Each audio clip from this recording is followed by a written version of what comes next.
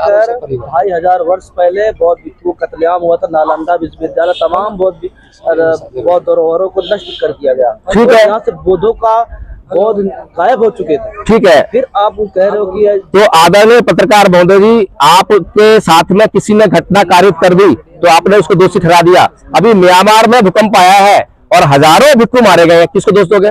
कोई तो आदरणीय पत्रकार महोदय जी, घटना पर जो है इस तरह से धम्म गायब नहीं होता, लेकिन धम्म का आचरण ना हो तो धम्म गायब हो जाता है।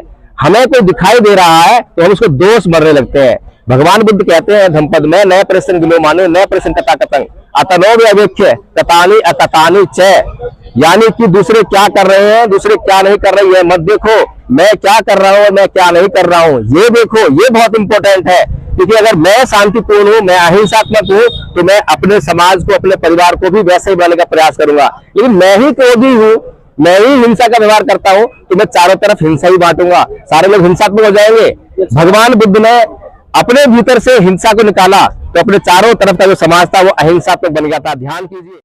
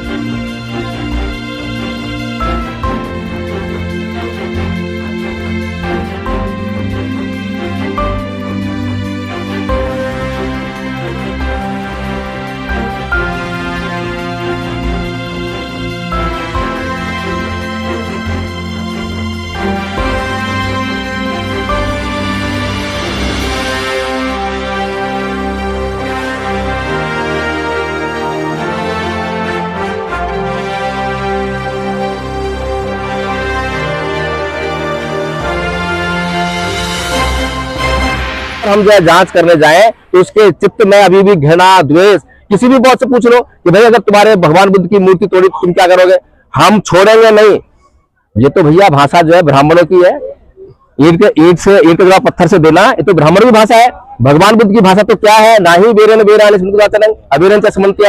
बात को मानकर 2,500 वर्ष पहले बौद्ध भिक्षु कत्लेआम हुआ था। नालंदा विश्वविद्यालय तमाम बौद्ध धरोहरों को नष्ट कर दिया गया। ठीक है, यहाँ से बौद्धों का बौद्ध गायब हो चुके थे। ठीक है, फिर आप कह रहे हो कि तो आदरणीय पत्रकार महोदय जी, आपके साथ में किसी ने घटना कारित कर दी तो आपने उसको दोषी ठहरा दिया।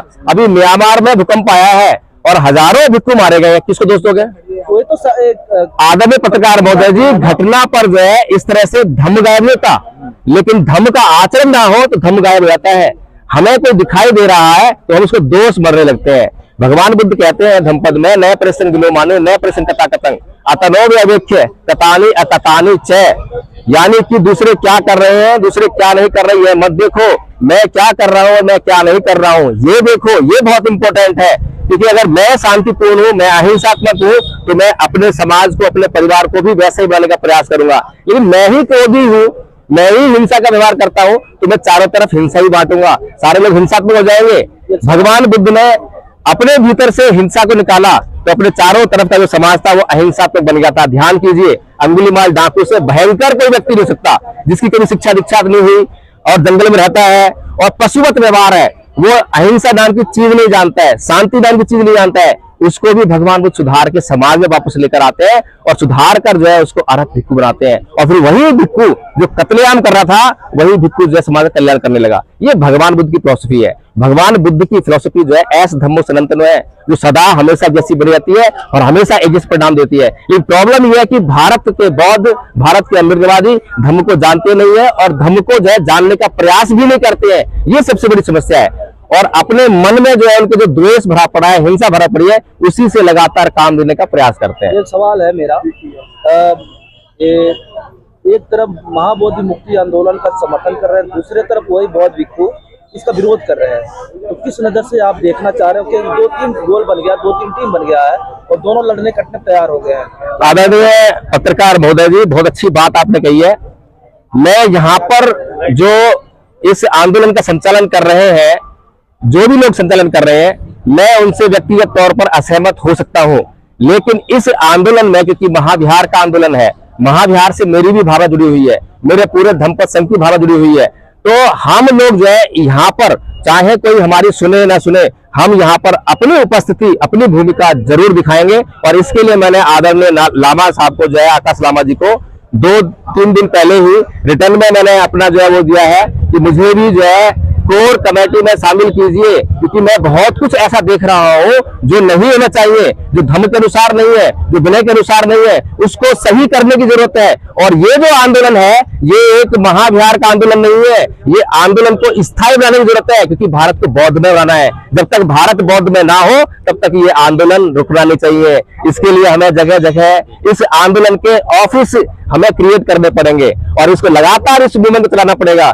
हमें किसी झगड़ा नहीं करना है, हिंसा नहीं करनी है, बल्कि झगड़ा करने वालों को, हिंसा करने वालों को मैत्री से, करुणा से समझाना है। और सबसे बड़ी बात मैं बताऊं आपको आदरणीय पत्रकार महोदय जी, कि कोई भी बच्चा किसी भी घर में पैदा हो, अगर हिंदू पैदा होता है, उसको आप मुसलमान घर छुड़ाइए तो वो मुसलमानों की भाषा बोलेगा, कुरान पढ़ने लगेगा, मस्जिद जाने लगेगा। यानी कि उसकी अपनी, किसी भी आदमी की अपनी सोच नहीं है, कोई भी हिंदू नहीं है, कोई भी मुसलमान नहीं है, उसको हिंदू और मुसलमान यहाँ समाज बनाता है। तो इसलिए सबसे बड़ी बात बताओ कि आपकी उम्र के लोगों को अगर मैं समझाने की कोशिश करूं तर्क से, जो नहीं समझेंगे, इसीलिए हमें बचपन से ही उसको संवारना पड़ेगा। हमें छोटे छोटे स्कूल खोलने की जरूरत है। बड़ा दुख होता है मुझे आदरणीय पत्रकार महोदय जी, जब मैं ये देखता हूं कि लोग जो है अम्बेडकर जयंती मनाने के लिए, बौद्ध महोत्सव मनाने के लिए लाखों करोड़ों रुपया खर्च करते हैं, लेकिन उसी लाखों करोड़ रुपए में छोटे छोटे कितने स्कूल खोले जा सकते हैं, जिसमें अगर बौद्ध धर्म की व्यवस्था के हिसाब से अगर शिक्षा दी जाए तो हम एक जनरेशन के बाद अगली जनरेशन जो है बौद्ध पाएंगे, लेकिन उस पर कोई काम नहीं हो रहा है।